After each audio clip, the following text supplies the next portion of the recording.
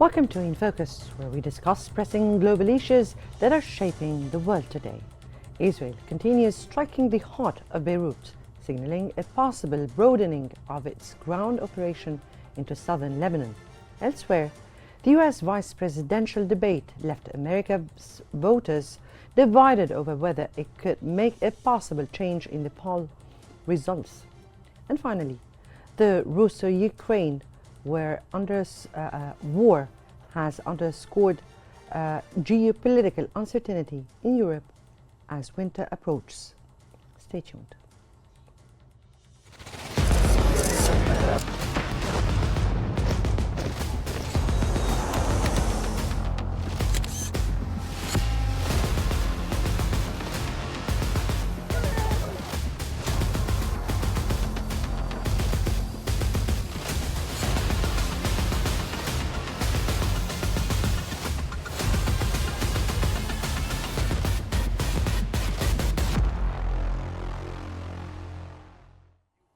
Well, welcome back. And recently, Israeli forces targeted Beirut's Bashura neighborhood, killing at least 9 people and injuring 14 others overnight. According to Lebanon's health ministry, this is considered the second and deadliest airstrike inside the capital, beyond the southern suburbs, since Israel launched its all-out attack on Lebanon. The ministry confirmed at least 9 were killed in an Israeli strike in central Beirut. Prior to last night's deadly strikes, the health ministry reported that 55 were killed and 156 others were wounded in Israeli strikes across Lebanon on Wednesdays. Today's airstrikes didn't only harm civilians, but also health workers. The Lebanese Red Cross said that one of its convoys was targeted and 4 Red Cross volunteers were injured in the strikes.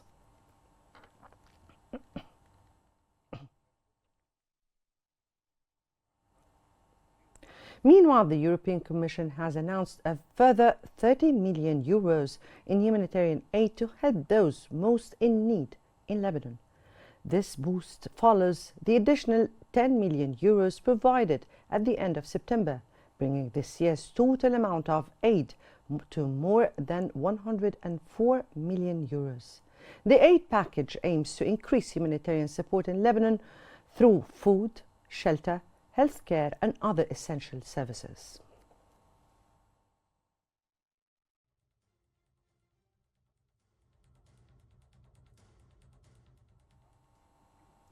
As fighting intensifies in the heart of Beirut, Israeli military ordered the evacuation of several villages and towns in southern Lebanon, signaling a possible broadening of Israel's ground operation.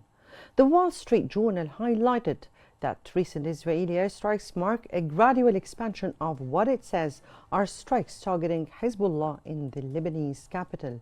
According to the journal, the Israeli military overnight separately released a notice warning residents of Beirut's southern suburbs to stay away from certain locations that it claimed were linked to Hezbollah and that it said it would be targeting soon.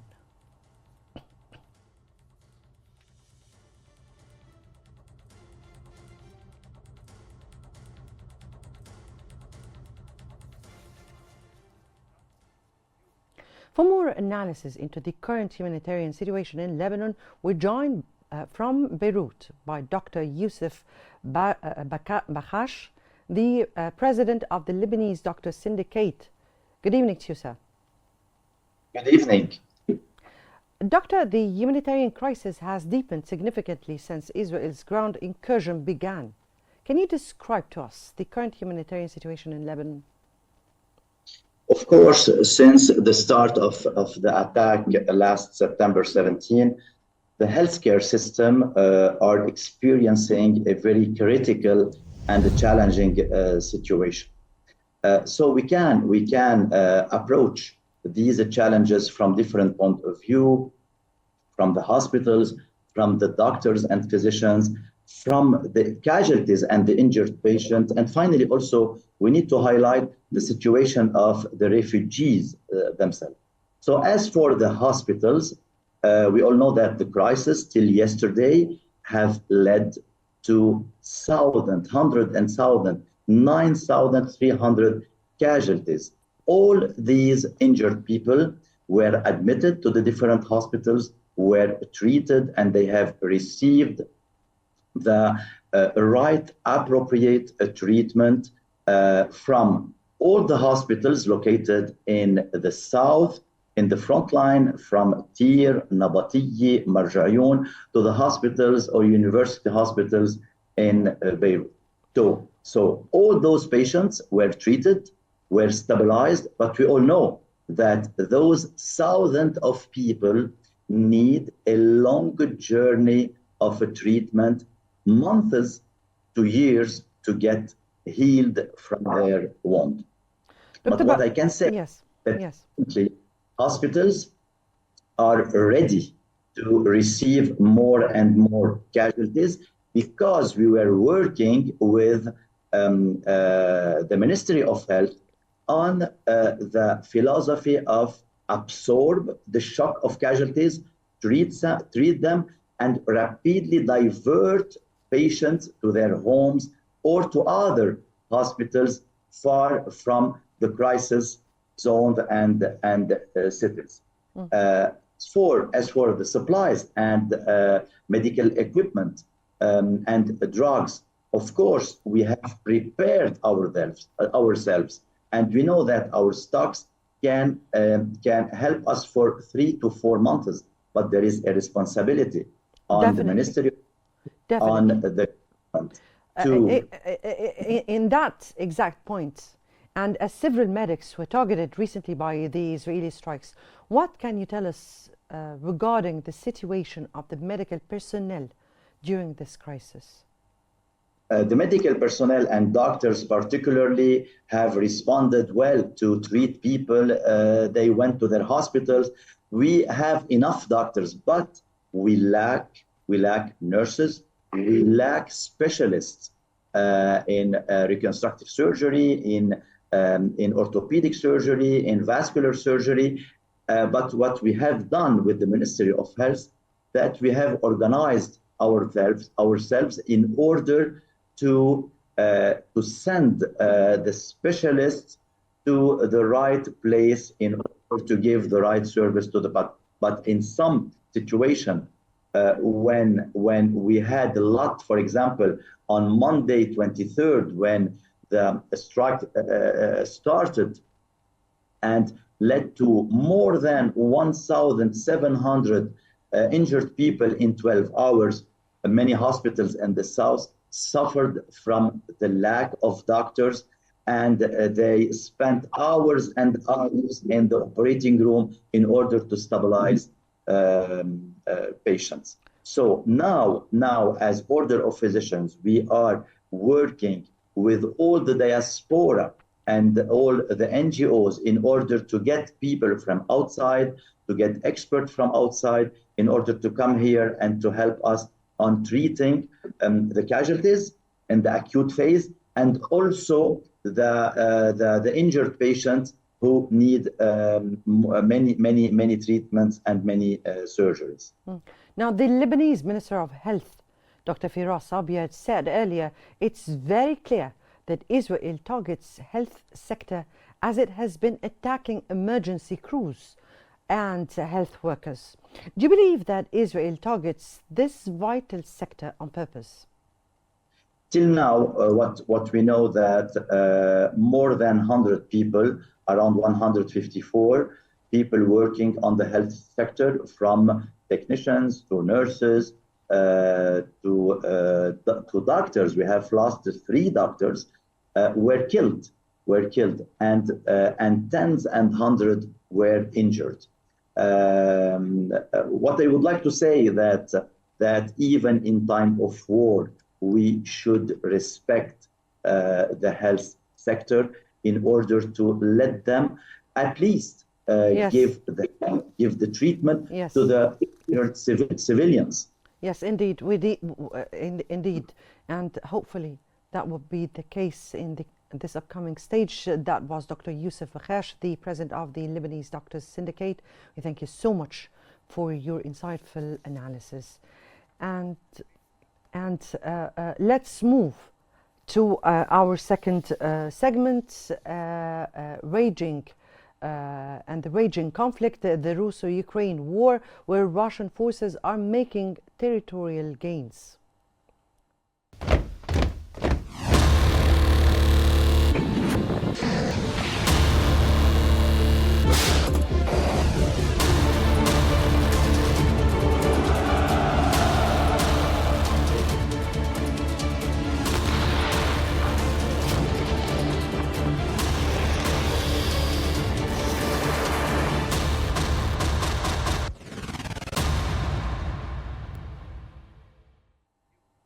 Now we highlight Bloomberg's latest analysis on Vladimir Putin's escalations in the Ukraine war, as Western allies show signs of wavering. Despite extensive sanctions, Russia continues to acquire vital Western components for its missile arsenal, further intensifying the conflict, while Kiev allies debate the next steps. Putin presses forward, increasing defense spending and pushing for strategic gains in eastern Ukraine. With the future of international support for Ukraine in question, this story underscores the geopolitical uncertainty as winter approaches.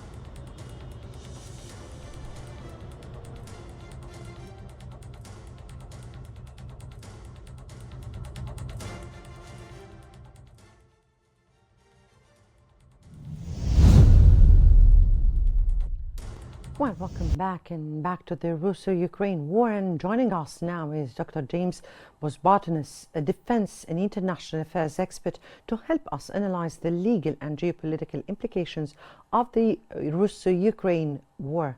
Thank you so much for being with us. Thank you very much for inviting me on. It's my pleasure. Thank you. Dr. Bosbartanis, how do you evaluate the recent field developments in eastern Ukraine? What is happening? Obviously, I think it is negative that Russia is making progress and pushing Ukrainian forces back. It is inflicting grievous civilian casualties through its campaign of aerial bombardments against Ukrainian civilian populations. It is pushing the Ukrainian army back from key towns in the east of the country and continuing its invasion. But conversely, Ukraine is making progress in its strategic strike campaign against Russian infrastructure and munitions facilities. Now, we're speaking about some of the Russian advances. From your point of view, why are Russia's recent advances in the east particularly described as strategic? Well, Russia is gaining ground in the east. It's pursuing its offensive through the Donbass, trying to take as much of the Donbass as possible, which it annexed illegally, and wishes to at least claim all of that territory and physically occupy it. And of course, each town it captures, aids in that process. And after more than 2 years of fighting, it succeeded in taking Vuhledar, and it's also pursuing a campaign in Pokrovsk.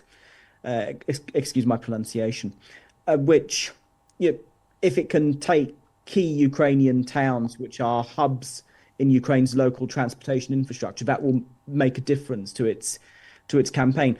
But ultimately, these are at the moment tactical victories rather than strategic victories. They are not yet at the stage where they are changing the fundamental direction of the war. But from your point of view, Dr. Bospartanis, what are the factors that led to those Russian victories as you described them? I think it's a combination of factors. The Russians obviously have a much, much higher tolerance for casualties on their own side than Western armed forces would. So they are employing the so-called meat grinder tactics, where they are just employing large numbers of troops in relentless attacks on Ukrainian positions. The Russians had the advantage in the weight of fire they can bring to bear against the Ukrainians. The Ukrainians have manpower constraints, they've had munitions constraints.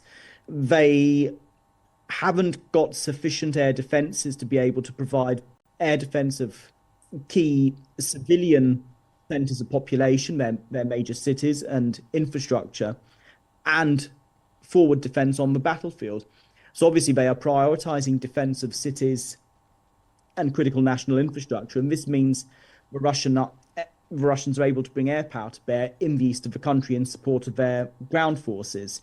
So there's all these factors coming into play: manpower constraints, munitions shortages, Russian advantages in numbers, Russian tolerance for mass casualties, and it's having a slow, grinding, attritional effect on the battlefield in the east, allowing Russia to make slow progress.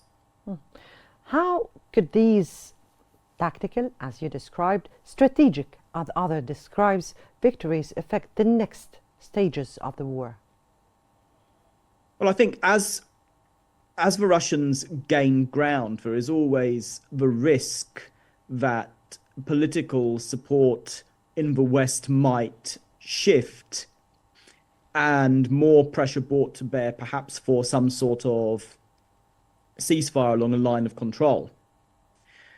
Plus, there is the potential that Russian advances could, for example, lead to Ukrainian troops having to pull back and a defensive line being breached, and the Russians being able to gain more ground. Although that is perhaps unlikely at the moment. The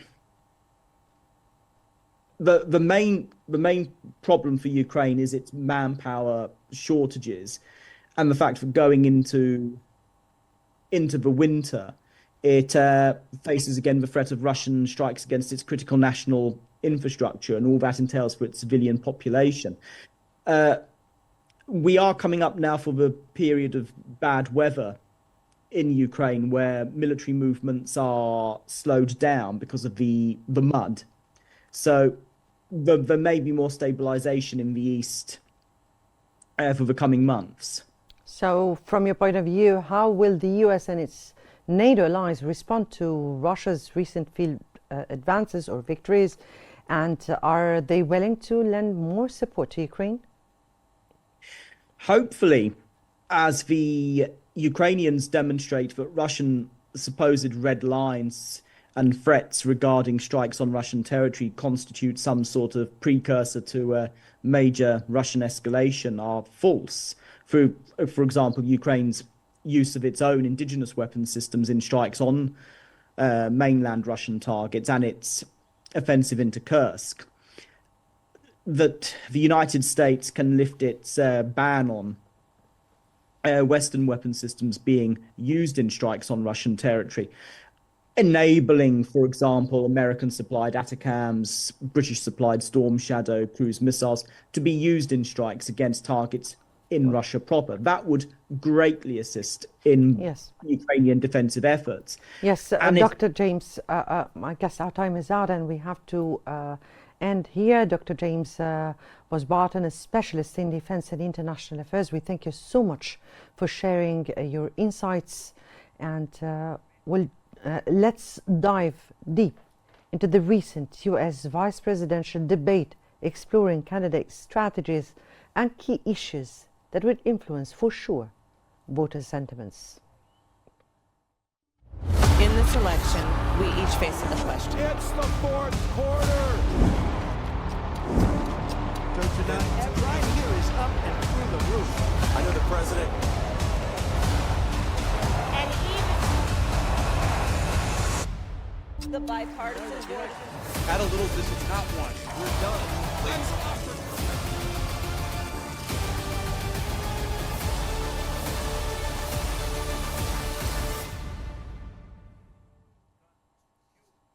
Well, welcome back. And experts examined Judge Tanya Chutkan's unsealed evidence in the federal election case against former President Donald Trump, especially in light of the ongoing presidential debate. The discussion centered on a 165-page brief for Special Counsel Jack Smith, revealing critical details about Trump's efforts to overturn the 2020 election and the surrounding context. Key revelations included Trump's dismissive attitude towards then Vice President Mike Pence's safety during the January 6th Capitol riots. His reaction, so what, highlighted his detachment from official responsibilities, bolstering the prosecution's argument that his actions were driven by personal desperation rather than legitimate presidential conduct. The New York Times noted that the brief outlines Trump's undemocratic maneuvers, such as pressuring state officials and creating false electoral slates, which the prosecution argues are not protected under presidential immunity. With Election Day approaching, these developments may significantly impact voter sentiments and Trump's legal challenges, emphasizing the evolving political landscape.